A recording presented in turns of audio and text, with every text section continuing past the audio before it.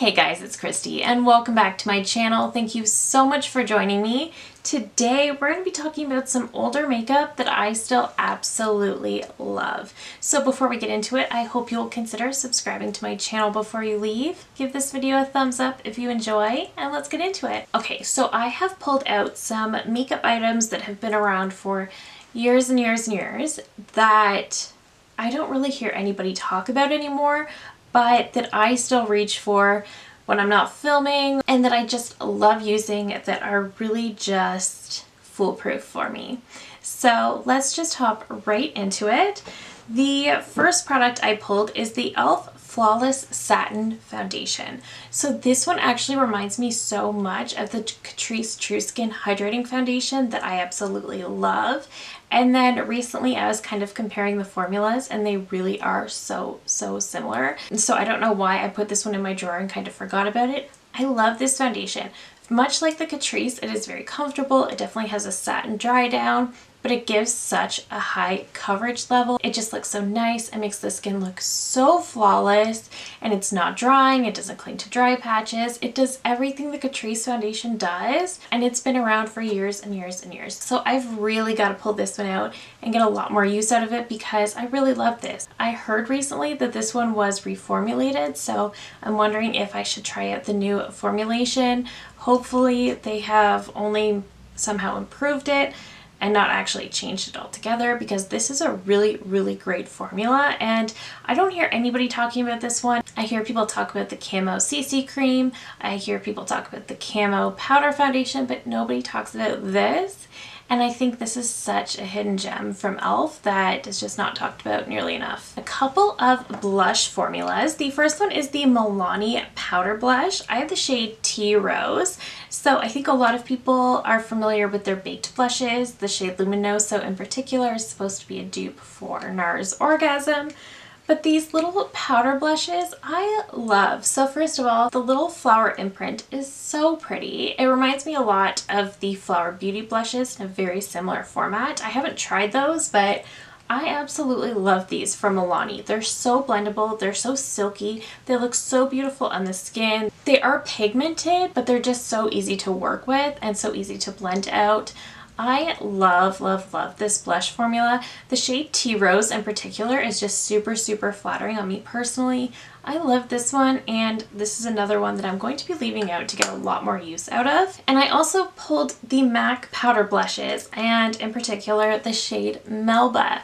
So this one is more of a peachy pink, so it's one of those more neutral leaning blushes. It really goes with so many different looks, which is part of what I love about this shade in particular. But this formula is another one that is just so blendable.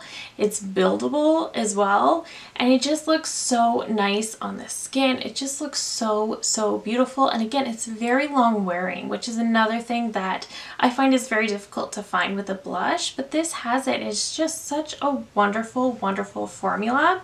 I know not a lot of people are talking about MAC too much anymore, but there's actually quite a lot of MAC in this video, so be prepared. But I love their blush formula as well. And since we are speaking of MAC, I had to mention their Mineralized Skin Finish Highlighter in Soft and Gentle. This is such a classic. There was a point, this one definitely had its moment on YouTube. This is a baked product, and there is so much highlight in here. No one will ever use all of this, but this is such a beautiful highlight. It's just, especially if you have fair skin, this shade is just so pretty. It just gives the absolute most beautiful glow. It definitely feels a little more dry on swatch, but again, it is a baked formula. And it's just so foolproof. It looks so beautiful on the skin. You can definitely build it up to be very blinding, so be careful with going too overboard with this, but I mean, it will last you forever. And it's just such a beautiful highlight. I feel like this is one I always go back to at some point. I've got a handful of highlights that I absolutely love. There's one from Charlotte Tilbury. There's the Revlon Skin Lights, which I love.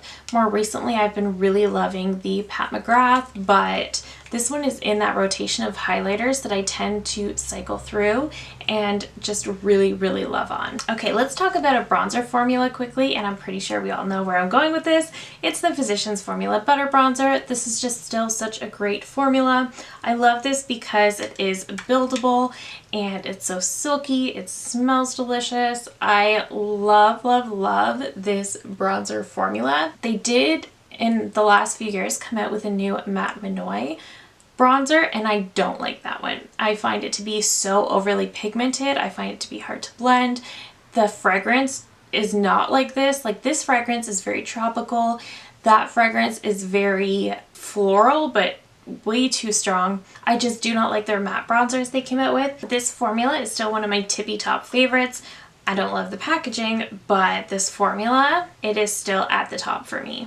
I pulled 2 different lipstick formulas. I have been a lipstick girl for so incredibly long. Lipstick has just always been my favorite part of makeup. So I did pull 2 formulas that I've been using for probably the longest. The first one is from the drugstore, and this is actually the CoverGirl Cream Lipstick. I have the shade Sultry Sienna. I love this. So you're gonna find that the shades that I've chosen are very, very similar.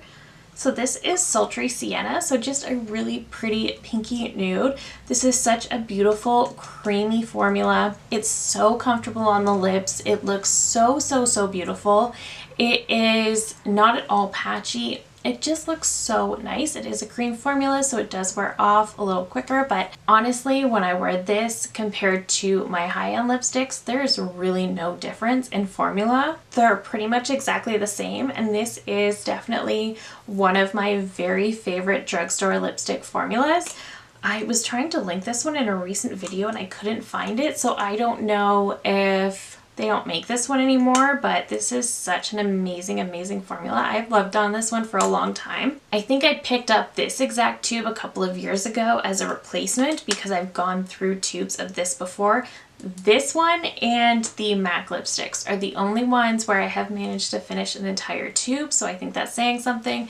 Definitely one of my favorite lipstick formulas at the drugstore, but again, it's been around for ages. The other lipstick formula I have to mention is, of course, MAC. I've been a MAC lipstick girl for a really long time.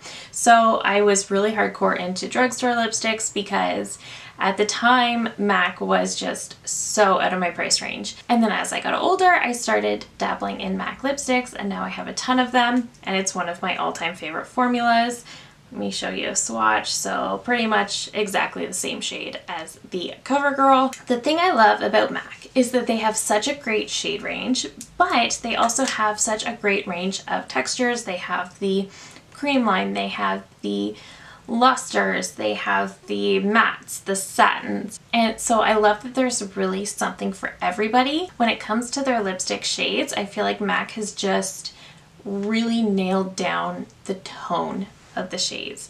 There is genuinely something for everybody, and the shades just look so beautiful. They're so stunning, and again, they just have such a great range. They have such a great formula, such a comfortable formula. This one is almost gone. As you can see, this was such an everyday shade for me when I worked in the office. I have used up a whole tube of the shade Brave, which is a really pretty pink shade. So beautiful, and I've already repurchased that one. So I will say MAC lipsticks are something that I still really, really love. They were so iconic when I was younger, and as I've gotten older, my love for them has not gone away. So I have to say I do still love MAC lipsticks. And yet another product I have to mention from MAC is my MAC Single Shadows. So I have these in weirdly enough, an ABH magnetic palette, but these are all of my MAC Single Shadows. I did add a bunch of these in recently, but I love my MAC singles. I know nobody talks about them anymore. They were really big quite a few years ago when there was that whole Single Shadows craze going on. Now, nobody really talks about them. I still use these all the time because, again, these are all singles. So I've really just tried to curate my perfect palette. Like, me personally, if I were curating an eyeshadow palette, what would it look like? To me, that is a really great mix of neutrals, a little bit of warm tones, a little bit of cool tones, but mostly neutrals, and then with some pink. to me, that is what I'm going to wear. Those are the shades I wear most often. I like neutrals. I love my brown shadows.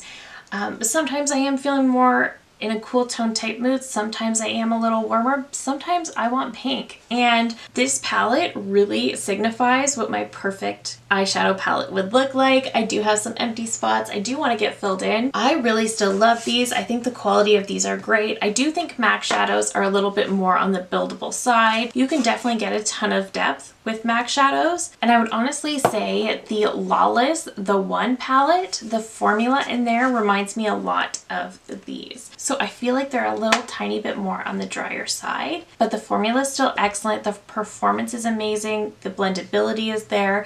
They're buildable, they're blendable, all of the things that I want in an eyeshadow palette. And of course, I especially love this because it is my perfect color story.